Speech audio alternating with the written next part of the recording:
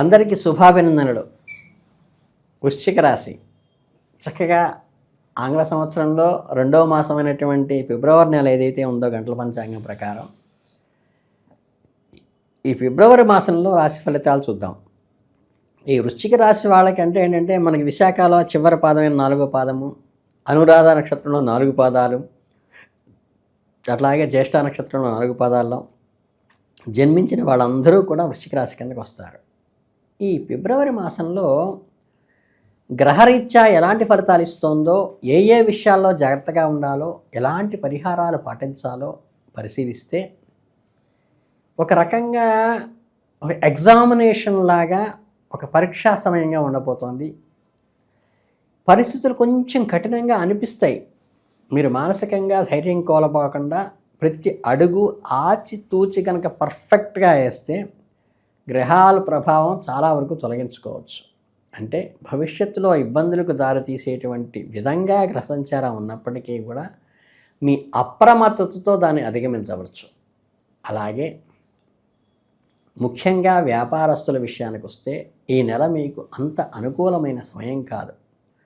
గ్రహాలు స్పష్టంగా హెచ్చరిస్తున్నప్పటికీ క్రయ విక్రయాలు, బుకింగు, సెల్లింగు, బిజినెస్ చేస్తారో అటువంటి వాళ్ళకి ఈ నెల వ్యాపారం కొంచెం మందకొడిగా సాగుతుంది అనేది సూచన చెప్పాలి. మీరు ఆశించిన స్థాయిలో లాభాలు రాకపోవచ్చు, లేదా సరుకు అమ్ముడు పోవడం ఆలస్యం కావచ్చు. ఈ సమయంలో మీరు కొత్తగా సాహసోపేతమైన నిర్ణయాలు తీసుకోవడం ఏమాత్రమూ మంచిది కాదు. ధైర్యం చేసి పెట్టుబడి పెడతాం, అదే వస్తుందిలే అని మొండిగా వెళితే ఇబ్బంది పడే అవకాశం ఉన్నది. కనుక వ్యాపారస్తులు పెట్టుబడి పెట్టే ముందు జాగ్రత్తగా ఆచితూచి వేయండి. స్టాక్ మార్కెట్లో అస్సలు పెట్టుబడి పెట్టకపోవటమే మంచి. రిస్క్ తీసుకుని చేసే ఏ పనైనా సరే ఈ నెలలో బెడిసి కొట్టే ప్రమాదం ఉంది. కాబట్టి మార్కెట్ ఒడిదిడుకులు మీకు అర్థం కాకపోవచ్చు. కాబట్టి మీ అంచనాల కింద ఏదైతే రాబోతున్నాయో సూచనలు వాటిని ఆచితూచి, అంటే కొంచెం బ్యాలెన్స్డ్గా ముందుకు అడిగేయాలని అవసరం ఉంది. అలాగే దూర ప్రయాణాలు పడే అవకాశం ఉంది. అనవసరమైన టూర్లు, విహారయాత్రలు చేసుకుంటారు. దానివల్ల టైం వృధా అవుతుంది, శ్రమ వృధా అవుతుంది. అంతేకాక చిన్న చిన్న అనారోగ్య సమస్యలకు కూడా దారితీసే అవకాశం ఉంది. వీలైతే ప్రయాణాలు వాయిదా వేసుకోండి. వృశ్చిక రాశి వారికి అంతా ప్రతికూలంగానే ఉందా అన్న ఆలోచనలోకి రావద్దు. సానుకూల అంశాలు కూడా ఉన్నాయి. ముఖ్యంగా సామాన్య పనుల్లో మీకు లాభాలు ఉంటాయి. మీరు రోజువారీగా చేసుకునే రొటీన్ వర్కుల్లో, ఆఫీసులో చేసే రెగ్యులర్ డ్యూటీలో అద్భుతమైనటువంటి గ్రోత్ కనిపిస్తుంది. ఇబ్బందులు ఏమి రావు. సామాన్య పనుల యందు లాభాలు వాటిల్లుతాయి అని చెప్పవచ్చు. అలాగే కొత్త వాటిలో పర్వాలేదు అని చెప్పవచ్చు. ఇక్కడ మీకు ఒక ఆశాకిరణ ఏమిటంటే యోగవంతమైన పనులు రాణిస్తాయి.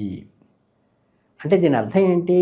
దైవ బలంతో ఉన్న పనులు, అదృష్టం కలిసి వచ్చి, దైవానుగ్రహం కలిసి వచ్చి, దైవానుగ్రహంతో చేసే పనులు అద్భుతమైన ఫలితాలు రాణిస్తాయి అని చెప్పవచ్చు. అంటే మిమ్మల్ని వేధిస్తున్న ఆర్థిక సమస్యలు ఈ నెలలో కొద్దిగా తగ్గుముఖం పడతాయి. ఆర్థిక సమస్యలు తగ్గును అని రాసుకోవచ్చు. అంటే గతంలో కొన్ని అప్పులు తీరటానికి మార్గం దొరకటం కానీ, ఊహించని విధంగా చేతిలో డబ్బులు అందటం కానీ, తిరిగి ఆర్థిక ఇబ్బంది నుండి మీకు కొంత ఊరట పొందేటువంటి మీ పెద్ద రిలీఫ్ అని చెప్పచ్చు. ఇక ఇంకో సంతోషకరమైన విషయం ఏంటంటే మీరు చేసే పనులు ఇతరుల మెప్పు పొందుతారు. కార్యాలయమందు ఇతరుల మెప్పులు పొందుతారు అని కూడా రాశి ఫలితంగా చెప్పుకోవచ్చు. మీ బాస్ కానీ, మీ సహోద్యోగులు కానీ మీ పనితీరులో గమనించి మిమ్మల్ని ప్రశంసిస్తారు. సంఘంలో కూడా మీ మాటకు ఒక వాల్యూ పెరుగుతుంది. సొసైటీలో ఎప్పుడైతే నలుగురు మన పనిని మెచ్చుకుంటారో అప్పుడు కలిగే ఉత్సాహం వేరు కదా. ఆ ఉత్సాహం మీకు ఈ నెలలో కలుగుతుంది. ఇక వివిధ రంగాల్లో ఉన్నవారికి ఫలితాలు ఎలా ఉంటాయో చూద్దాం. రాజకీయ నాయకులు ఈ నెలలో మిశ్రమ ఫలితాలు ఉంటాయి. ఒకవైపు ప్రజల నుండి విమర్శలు వస్తున్నప్పటికీ చేయని తప్పులకి మాటలు పడుతున్నప్పటికీ కూడా గ్రోత్ అయితే ఉంటుంది, ధనలాభం ఉంటుంది, డబ్బు పరంగా ఇబ్బంది లేకపోతుంది. పేరు ప్రతిష్ట విషయంలో కొంచెం మాటలు పడాల్సిన అవసరం వస్తుంది.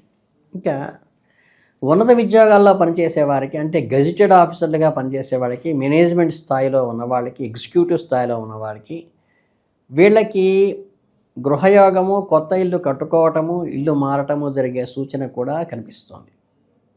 ఇక ఉమెన్ ఎంప్లాయీస్కి, మహిళా ఎంప్లాయీస్కి విషయానికి వస్తే ఈ నెల చాలా బాగుంటుందని చెప్పవచ్చు. ప్రమోషన్లు, యోగాలు కలిసి వస్తాయి.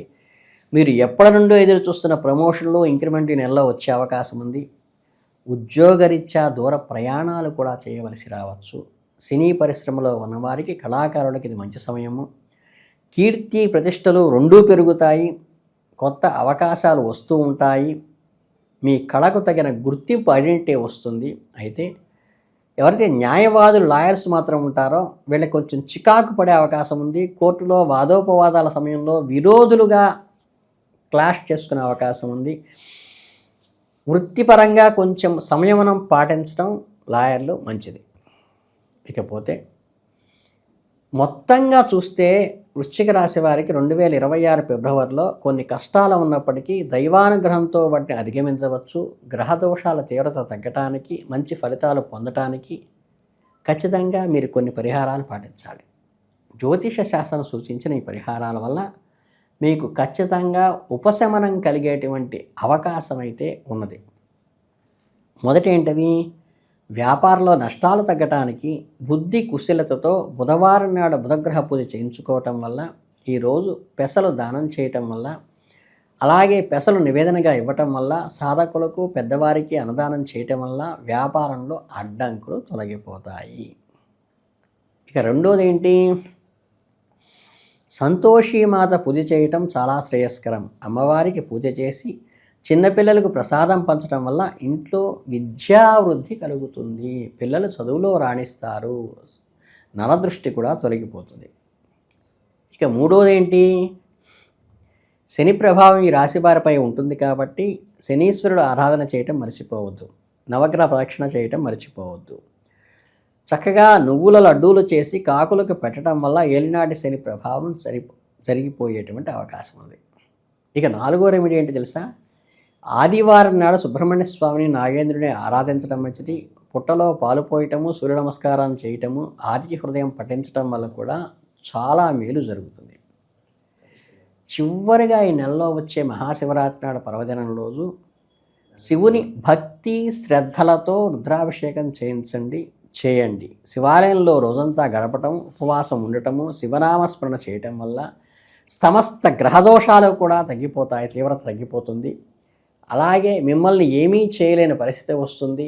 మీకు వీలు కలిగినప్పుడు దైవ దర్శనానికి వెళ్ళటము, సత్సంగాల్లో పాల్గొనటము, మంచి మాటలు వినటము మీ ప్రశాంతతకు మానసికంగా పనికొస్తుంది.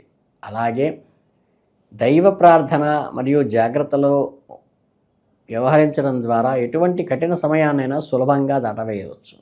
కనుక ఈ పరిహారాలు మీరు పాటిస్తూ ముందుకి సాగినట్లయితే ఈ ఫిబ్రవరి మాసంలో మీ రాశి వాళ్ళకి అద్భుతంగా ముందుకు వెళ్ళి ఒక మెమరబుల్గా ఉండిపోతుందని తెలియజేసుకుంటూ మీ అందరికీ ధన్యవాదాలతో శుభాభినందనలు.